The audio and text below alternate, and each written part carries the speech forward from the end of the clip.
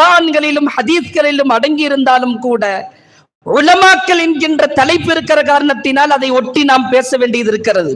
அதனாலே தான் ஊடகத்துறை என்று வருகிற போது சமூகத்தினுடைய ஊடகத்தில் என்னென்னவெல்லாம் பிரச்சனைகளுக்கு உலமாக்கள் ஊடகத்தின் வழியாக சந்தித்தார்கள், தீர்வுகளை கண்டார்கள், சவால்களை எதிர்கொண்டார்கள் என்று பார்க்கிற போது 150 வருடத்திற்கு முன்னால் அண்ணல் அலா ஹஸரத் ரஹ்மத்துல்லாஹி அலைஹி அவர்களிடத்திலே இஷாஅத்துல் இஸ்லாம் என்கின்ற இஸ்லாத்தை பரப்புவது சம்பந்தமாக இயக்கங்கள் அமைக்க வேண்டும் என்று அவர்களிடத்திலே கோரிக்கை வைக்கப்பட்ட போது ஹஸரத் அலா ஹஸரத் அவர்கள் சொன்னார்கள், இப்பொழுது இஸ்லாத்தை பரப்புவது அல்ல முக்கியம், ஹிஃபாதத்துல் இஸ்லாம் என்பது முக்கியம் என்று சொன்னார்கள். இஸ்லாத்தை பாதுகாப்பது இன்றைய காலத்தினுடைய ஊடகத்தில் மிக முக்கியம். எனவே ஜாமியா பாக்கியத்து சாலிஹாத்தை இஸ்லாத்தை பாதுகாக்கக்கூடிய அழகான ஒரு கட்டமைப்பை அலா ஹஸரத் ரஹ்மத்துல்லாஹி அலைஹி அவர்கள் உருவாக்கினார்கள். அதற்கு பின்பு ஜியாவுதீன் ரஹ்மத்துல்லாஹி அலைஹி அவர்கள் வந்து இஷாஅத்துல் இஸ்லாம் என்கின்ற இயக்கத்தை ஆரம்பித்து அதே போன்று அவர்கள் அச்சு ஊடகத்தை துவங்கினார்கள் என்பதாக நாம் வரலாறுகளை பார்க்கிறோம்.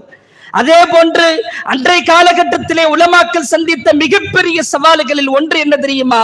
சமூக ஊடகத்தில் உண்டான மிகப்பெரிய ஃபித்னாவாய் கிறிஸ்துவர்களுடைய ஆதிக்கம் அதிகமானது, காதியானிகளுடைய ஆதிக்கம் அதிகமானது, ஷியாக்களுடைய ஆதிக்கம் அதிகமான போது அன்றைய நேரத்திலே எஸ் அப்துல் காதர் பாக்கவி ரஹ்மத்துல்லாஹி அலைஹி அவர்கள் அன்றைய சமூகத்தினுடைய ஊடகத்திற்கு என்ன தேவை என்பதை சவாலாக எதிர்கொண்டு அன்றைக்கு அவர்கள் செய்ததனுடைய பிரச்சாரத்தினுடைய விளைவுதான் இன்றைய தமிழகத்தில் காதியான்களும் ஷியாக்களும் கால் ஊன்றவில்லை என்பது.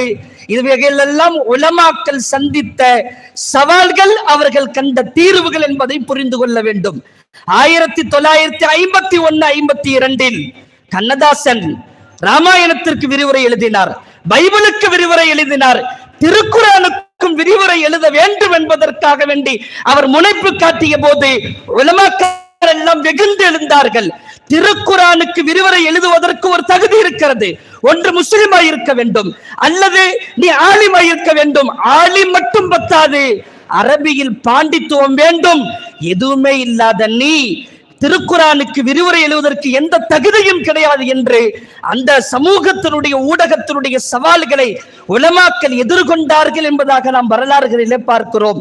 அதே போன்று 1980 நாட்களில் ஷாபானுடைய வழக்கு சாதாரணமான நேரமா? அது இன்றைய ஊடகத்தில் கிடைப்பது போல தகவல்கள் கிடைக்கக்கூடிய நேரமா? அது அன்றைய நேரத்தில் நாம் யோசித்து பார்க்கிறோம். ராஜீவ் காந்தி இடத்திலே அபுல் ஹசன் அலி ரதி ரஹ்மத்துல்லாஹி அலைஹி அவர்கள் பேசுகிறார்கள், வாய்ப்பு கேட்டும் கிடைக்கவில்லை. அதே போன்று தமிழகம் முழுக்க எல்லா இடங்களிலும் தாவூதியாவினுடைய தலைமகன் உமர் ஃபாரூக் ஹஜரத் கிப்லா அவர்கள் எல்லா இடங்களிலும் பிரச்சாரம் செய்கிறார்கள், அச்சு ஊடகத்தை பயன்படுத்துகிறார்கள், பேச்சு ஊடகத்தை பயன்படுத்துகிறார்கள். எல்லா துறைகளிலும் பயன்படுத்தியதனுடைய விளைவு எந்த பாராளுமன்றத்தில் தீர்ப்பு கொண்டு வரப்பட்டதோ வாபஸ் பெற வைத்தது. இது உலமாக்கள் சமூக ஊடகத்தின் வழியாக எதிர்கொண்ட சவால்கள், அதில் கொண்டுடைய தீர்வுகளை நாம் பார்க்கிறோம். 1980களில் தினமணியினுடைய கட்டுரையை சரியான முறையில் வாசிக்கும் ஒரு மாபெரும் பேராசிரியர் முகமது கான் ஹஜரத் அவர்கள் அந்த நேரத்தில் பாகிஸ்தானை எதிர்த்து நாங்கள் எழுதுகிறோம் என்கின்ற பெயரில் என்ன செய்தார்கள் தெரியுமா? இஸ்லாத்தை, நோன்பை, ஜக்காத்தை, ஜிஹாதை தவறாக எழுதினார்கள். அந்த நேரத்திலே தினமணி வாசகர் கடிதத்தை எழுத வேண்டும் என்பதற்காக வேண்டி கான் ஹஜரத் அவர்கள் என்ன செய்தார்கள்? ஒரு கட்டுரை பதிவு போட்டது மட்டுமல்லாமல் தன்னை சுற்றி இருக்கின்ற மாணவர்களுக்கு 15 பைசாவுடைய அந்த கார்டை வாங்கி கொடுத்து எல்லோரையும் எதிர்ப்பாக அந்த ஊடகத்தை, அச்சு ஊடகத்தை எதிர்த்து சவால் கண்டார்கள். அந்த விளைவு தெரியுமா? அந்த நேரத்தில் தினமணியினுடைய AM சிவராமன் என்பவர் ஆசிரியராக இருக்கிறார். அந்த நேரத்திலே எதிர்த்து கட்டுரை தவறென்று பேராசிரியர் திருத்துகிறார் என்று ஊடகத்திலே கான் ஹஜரத் அவர்களுடைய பெயரோடு அந்த கட்டுரை வந்ததாக நாம் பார்க்கிறோம். இன்று 2024 ஆகஸ்ட் 13 புலால் இஸ்லாத்தின் பார்வையில் புலால் மறுத்தல் என்கின்ற ஒரு கட்டுரையை ஜாகிர் ஹுசேன் பேராசிரியர் என்பவர் ஒருவர் தினமணியிலே எழுதுகிறார்.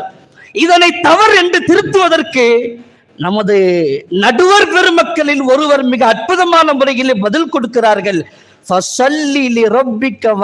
என்று அல்லாஹ் சொல்லிட்ட பின்னாடி புலால் என்ன கூடாதுன்னு சொல்ற, நீ மறுக்கிற, நீ இஸ்லாத்தின் உனக்கு வேண்டாம் என்றால் உன்னுடைய விருப்பம், ஆனால் நீ மறுப்பது அது இஸ்லாமிய பார்வையில் நீ மதத்துக்கு செய்கின்ற துரோகம் என்று அந்த நேரத்திலே அவர்கள் எழுதிய அந்த பதிவுகள்.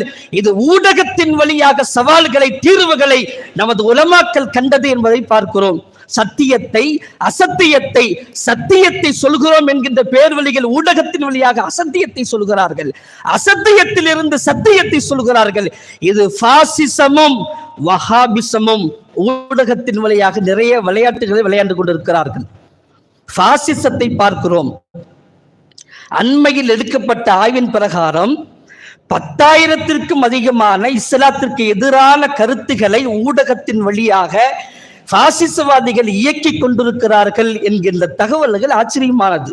சென்ற வாரத்திலே நாகர்கோவிலிலே ஒரு சிறுமிய ஒரு இந்து ஒருவன் அவன் என்ன செய்தான், கை வைத்து விட்டான், அசிங்கப்படுத்தி விட்டான். அவனை கார்ட்டூனாக வரைவதற்காக வேண்டி என்ன செய்தார்கள், தினகரிலே ஒரு போட்டோ போடுகிறார்கள். கம்பிக்கு பின்னால் ஒரு மனிதன் இருப்பதை போல. அந்த மனிதன் எப்படி இருக்கிறான் என்றால் தொப்பியை அணிந்து கொண்டிருக்கிறான். தவறு செய்தது இந்து, ஆனால் போடுகின்ற கார்ட்டூனுடைய வடிவம் என்ன?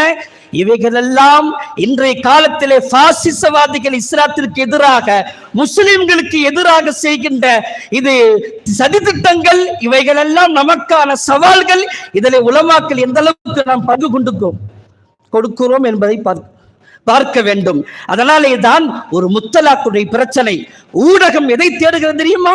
ஊடகத்துறை எதை தேடுகிறது தெரியுமா? ஊடகத்துறையில் அது முத்தலாக்குக்கு யாராவது மீடியாவிலே வந்து பேச வேண்டும். யாரை தேடுகிறார்கள்? இயக்கவாதிகளை கூப்பிடுகிறார்கள். அவனுக்கு தலாக்குனா என்னன்னு தெரியுமா? முத்தலாக்குடைய சட்டம் தெரியுமா? ஃபஸ்கருடைய சட்டம் தெரியுமா? ஹுலாவுடைய சட்டம் தெரியுமா? ஒருவன் சொல்கிறான் 1,00,000 10 நிமிஷம் கலிமத்து ஹக்கி இந்த சுல்தான் என்ஜாயிர் அநியாயக்கார ஆட்சிக்கு எதிராக களம் காணுவது இன்றைய காலத்தினுடைய ஊடகங்களில் மிகப்பெரிய சவால்களை உலமாக்கள் கையில் எடுக்க வேண்டும். ரப்புல் ஆலமீன் நம் அனைவருக்கும் துணை செய்வானாக. ஆகிரு தஅவானா. அடுத்த இறுதியாக மௌலவி ஏடி அப்துல் ஹக்கீம் நூரானி, இமாம் மஸ்ஜித் நூருல் இஸ்லாம், என்எஸ் கார்டன்.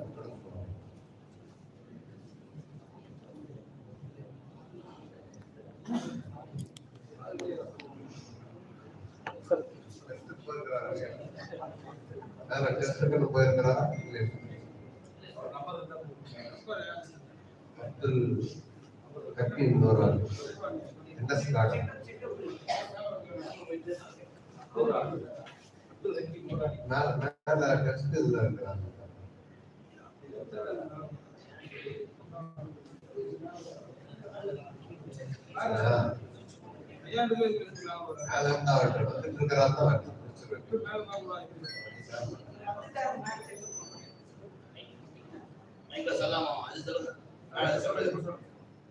அப்துல் ஹக்கீம் நூரானி அவர்கள் கீழே வாருங்கள்.